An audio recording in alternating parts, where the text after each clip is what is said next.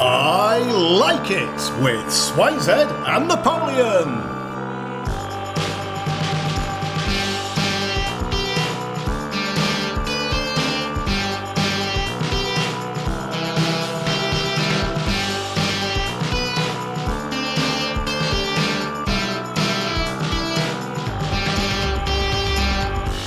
Hello listeners and welcome to the first ever inaugural episode of I Like It. Do you like it? I like it. I do like it. I also like it. I like it. I'm Swineshead and I'm here with Napoleon. Hello. And Napoleon, why don't you tell people what we're going to be doing on this brand new podcast? Right, we're going to be discussing all of the very many things that we like. Like everything we like. We like a lot of things, don't we? Oh, we do like a lot of things. I like, for instance, I like jam. Do you like jam? Big fan of jam. I like low quality jam. I like really, really low quality jam. I like the old Bon Maman. Bon Maman? What the fuck? What's that? It's a posh jam. Bon Maman? Is that a London thing? No, you should try it. It's delicious. Conserve. Bon Maman. I like Tesco's value jam, which is made from off of the floor sweepings in a jam factory. That's my favourite jam. Right, I'll give it a try. Another example of things we like. I like crisps. Who doesn't like crisps? Fools don't like crisps. You'd have to be mad not to like crisps. What's your favourite crisps? It's impossible to say, but lately I've been enjoying the Frazzle. The Frazzle, it's a classic.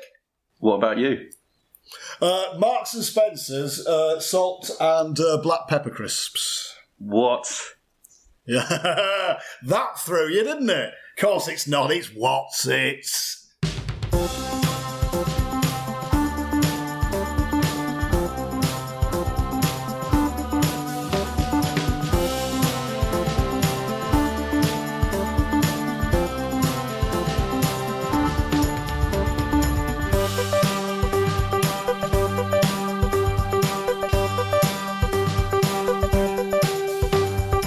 I like it. Right, it's time for the first ever thing that one of us likes. What do you like?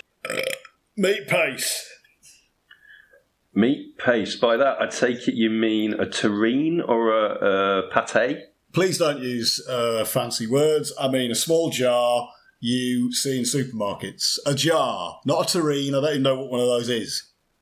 It's a French pâté, mate. Is it a French word for jar?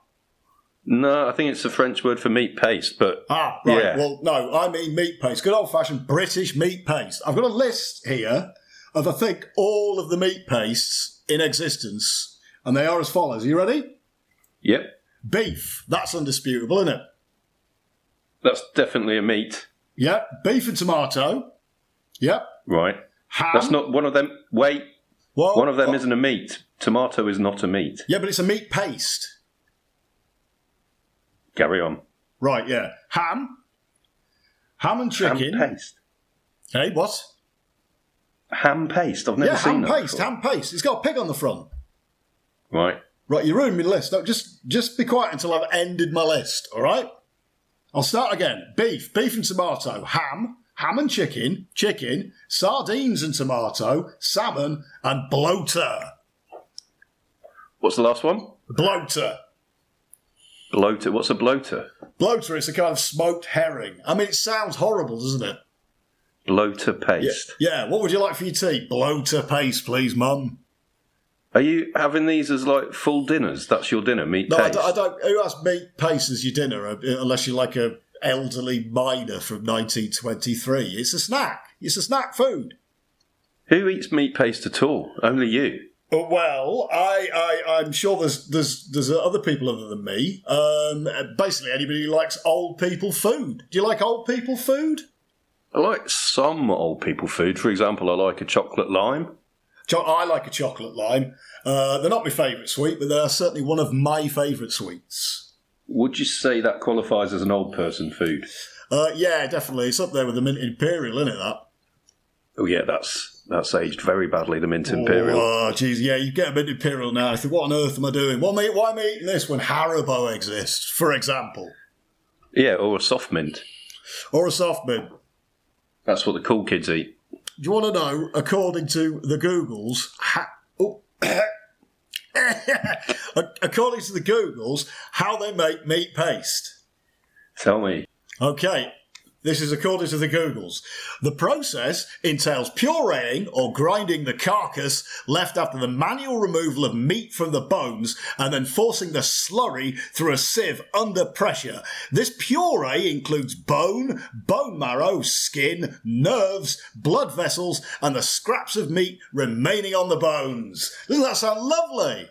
That sounds delicious. Do they actually use the word slurry? Yeah, I think it is. I mean, effectively meat paste that you buy in thing, not like pate or that Turin thing you mentioned. I think the meat paste that you buy in Britain is basically slurry in a pot. And you love it? I do. It's very nice. I have it with the old with milk roll. Do you remember them from off of the old days? You're making things up now. I'm not. Milk roll is basically training bread for toddlers. Right, like a rusk? No, it's not a rusk. It's a loaf of bread, but it's very, very, very light and fluffy bread. As I say, aimed mainly at children. Are you eating this on the daily? No, I don't eat it on the daily. I have it as a bit of a treat every now and again when I remember it exists. It's not in like the shops, is it? Where do you get it from? Milk. Warburton's make it. Warburton's, the biggest bread people in Britain. I'm talking about the paste. Excuse me? Where do you get meat paste from? Yeah. Supermarkets. Never seen it. Well, maybe in the 80s when I was a kid, my mum might get crab paste. You didn't mention crab paste. I missed crab paste. Hang on, let me write that down. Crab. There we go. Yeah, that's added to the list. So you've eaten meat paste. Do you like meat paste? I think I avoided it in favour of Marmite, peanut butter, the proper spreads. Marmite. What has Marmite got to do with meat paste? It's a yeast extract, and yeast comes from... brewing. Oh, brewing. Yeah, you made a boob there. You've ruined the meat paste section.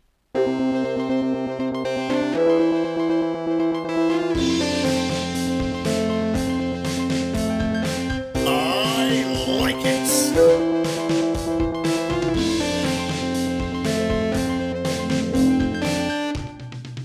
Right, moving on to our next favouriteest thing of all time ever. It's one of yours, isn't it? So would you like to introduce what it is with that lovely singing voice of yours? I'm not going to sing it, but one of my favourite What? Why?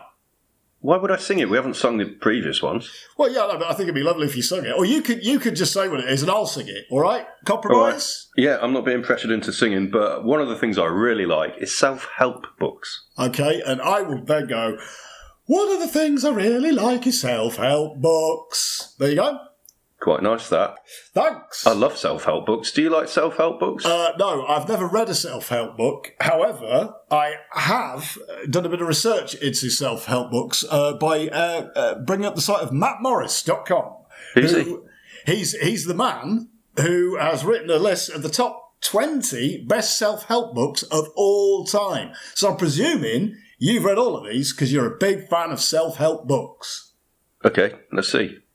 Right, number 1, The Alchemist by Paulo Coelho. That's a novel. That's not really a self-help book. Right, so immediately, mattmorris.com, he's dropped a bollock here, isn't he? Yeah. Yeah. So, I mean, is it worth going through the rest of his list? Let's give it a couple more. The 7 Habits of Highly Effective People by Stephen R. Covey. Would you like to hear a bit about this self-help book? Yeah, I've not read that one. Right, it says Covey presents a holistic, integrated, principle-centred approach for solving personal and professional problems. With powerful insights and spot-on anecdotes, Covey reveals a pathway for living with fairness, integrity, service and human dignity. Principles that give us the security to adapt to change and the wisdom and power to take advantage of the opportunities that change creates. That sounds all right, doesn't it? It sounds pretty good. If it actually gets all that done, then it's worth a read, I'd say. Yeah, what's holistic mean? I think it's like a picture, but where the picture comes out of the frame. What, like a hologram? Yeah, very similar to that. So what Covey is saying in his book is, if you behave like a hologram, then everything will be all right. Is that how it works? Yeah, I imagine if you behave like a hologram, then you will be able to adapt to change from what COVID's saying. Right, well, that's fairly self-explanatory. All right, then, The Power of Now by Eckhart Tolle. Have you got that one? I haven't read that one, no. Right, so far you're not doing very well on the list of the top 20 self-help books. What about Rich Dad, Poor Dad by Robert Kiyosaki? I've read that one. Right, well, apparently, in that book, he tackles the financial literacy that's never addressed in schools. What's that mean? I think he's just saying, Rich Dad, Poor Dad is about life is like this if you have a rich dad, but it's like this if you got a poor dad. Right. It's like, is it like a box of chocolates? Well, if you've got a rich dad, you might have a box of chocolates. If you've got a poor dad, you'll just have crab paste, I imagine. If you've got a rich dad, I bet you've got a box of them Thornton's chocolates. You know them really fancy ones? Yeah, you get them for Christmas from your rich aunt, don't you? I bet, yeah, Merry Christmas. Not just your rich aunt, but if you've got a rich father, I imagine you get them from him as well. So you're already 2 boxes up there at Christmas, aren't you? Whereas if you've got a poor father, you probably get what? Well, we've just said crab paste, don't you? So the meaning of Rich Dad, Poor Dad by Robert Kiyosaki is have a rich dad because that way you get an extra box of Thornton's chocolates. Is that correct? That's right. And it's even better if you behave like a hologram. Right, lovely jubbly. Next one, How to Win Friends and Influence People by Dale Carnegie. You got that one? Yeah, but I have read that, but I think it's How to Make Friends and Influence People, isn't it? It's How to Win Friends and Influence People. I've got a picture of the cover up here. And are you accusing MarkMorris.com of lying? Matt Morris? I just think Carnegie's getting confused, but Morris probably is confused as well. I said Mark Morris there. I'd just like to apologise to the Mac. This has got nothing to do with him. Yeah, you'll confuse people. They'll think he's returned for a third time. And this time he's recommended the 20 best self-help books. So have you read that one anyway? How to Win Friends, not Make Friends. How to Win Friends and Influence People. Have you got that one? I did, and it helped me to win a couple of friends as well. What friends did you win, and how did you influence them? Well, I get on quite well with the man who looks like Shrek from The Off Licence. That's always a good contact to have. Definitely. I don't get any discounts or anything, but I don't know, I get a cheery hello every time I go in. Does he sound like the Meerkat's assistant off of the Meerkat adverts? No, they're Russian, aren't they? Does he sound like that? No, why are you imagining that? There's you go to the shop. Hello, can I have some booze, please? Yes, you certainly can, my friend. Yeah, that's uncanny. There we go. So that's How to Win Friends and Influence People. I'm not going to do all 20 of these, but should we go for The Road Less Travelled by M. Scott Peck? Can do, I've not read that. Right, well, sod that then. What about, by my namesake, what about Think and Grow Rich by Napoleon Hill? Yeah, I think I've read that one a long time ago. Right, and did you think, once you thought you were rich as Croesus? Technically no, but I was definitely a better person for having read the first 3 pages. So, I mean, how do you think and grow rich? Not sure. One of my favourites is Feel the Fear and Do It Anyway. You read that one? Hold on, let me go down the list, see if that's here. Hold on. I have pointed out to you that I've never read a self-help book in my life. Feel the what?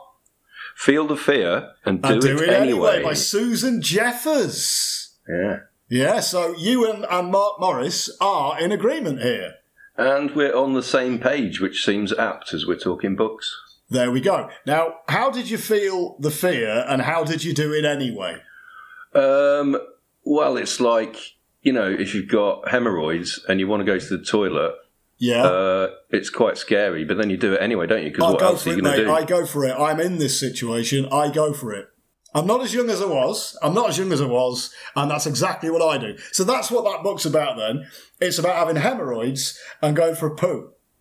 Pretty much. Do you want me to read a quote from Susan Jeffers? Yes, please. See if this applies to you. So here she goes. This is what Susan says. Me? Yeah. Right. Taking responsibility means never blaming anyone else for anything you are being, doing, having, or feeling. How do you feel about that? I don't agree with that. You carry a lot of blame, do you? No, well, I don't carry blame. I portray blame on others. You portray it on others? What does that mean? No, I exude blame. You blame people? I blame people. I'm like the blame master. Well, Jeffers would not approve. Do you remember The Beast Master? Yeah, brilliant film. Right. Well, I'm like the Beast Master, but for blame.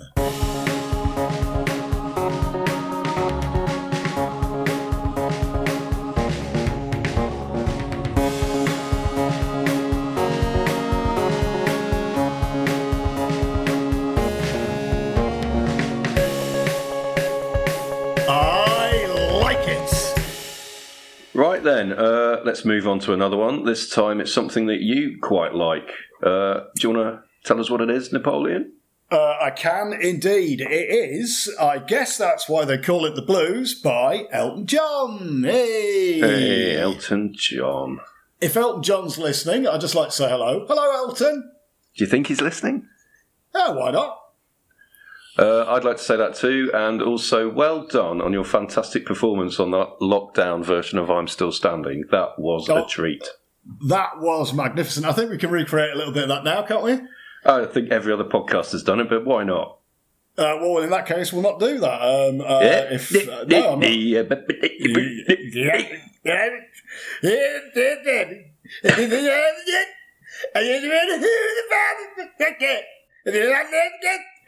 Beautiful. Beautiful. What is it about this song that gets you going? Well, would you like a bit of information about it first? I've prepared a small speech. Yeah, go for it.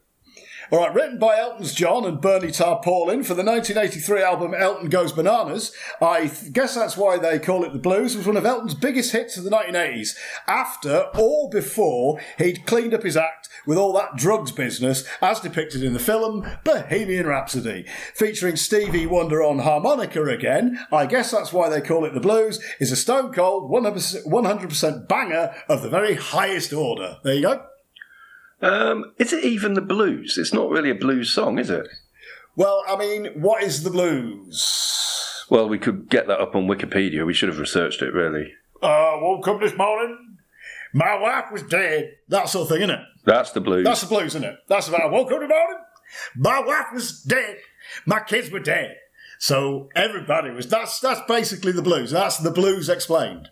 That's how the blues sounds to me, and I don't think Elton is dealing in the blues on this one. Well, is he or isn't he? What do you mean? Well, is he or isn't he? Is this a blues? Well, I mean, we better sort of like, I suppose, do a bit of it, hadn't we? Yep, go for it.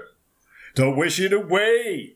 Don't look at it like it's forever. Between you and me, I could honestly say the things could only get better. There you go. Is that the blues? It wasn't that bluesy because you didn't mention waking up this morning. So really, it should start off, as opposed to, I don't wish it away. It should start off with, I woke up this morning. That, yeah? Yep, that would make sense. And the next line, don't look at it like it's forever, should be, my wife was dead. That, yeah? That technically would make it the blues. But I suppose he's not saying, I guess that's why this song is the blues. He's saying, I guess that's why they call it the blues. Maybe he's blue? Maybe. Maybe he's down? I never thought of that. Do you like the lyrics to this song? I do. I particularly like the chorus, which for those unfamiliar with, I guess that's why they call it the blues, it goes like this. And I guess that's why they call it the blues. I'll rush through this. And I guess that's why they call it the blues. Time on my hands can be time spent with you. Laughing like children, living like lovers, rolling like thunder under the covers. And I guess that's why they call it the blues. There you go. Yep. See, the theme of this song is, I'm going to explain to you what the blues are. Here's the reason why I guess they call it the blues. But then he explains nothing. Well, he does. He says he's got time in his hands, and it could be time spent with you, not you. Well, it was his wife at the time, wasn't it? Because it was before, he changed his mind about things. Kiki D. So he's saying he's got time in his hands, and that could be time spent with Kiki D. Yeah? Right. And while they're together, that could involve laughing like children. that sort of thing. A high-pitched laugh. Yeah, pretend you're a child and have a laugh. Whee! Like you've just won a sherbet dib dab in a sherbet dib dab competition. I've won a sherbet dib dab. Good. Right? So, living like lovers. Okay. So he's with Kiki and he's living with her like lovers. Rolling like thunder under the covers. How do you do that then? Have you ever rolled like thunder under the covers? If I've got wind. So you think he's talking about farting here, is he? I think they're both flatulent. I don't know what they've been eating, but it sounds a little bit like they're tromping under the covers, yeah. Right, so what Elton John and Bernie Tarpaulin were actually talking about here is the blues is having time on your hands, laughing like a child who's won a sherbet dib-dab, living like a lover but not actually a lover, and farting under a duvet cover. Correct. And I guess that's why they call it the blues.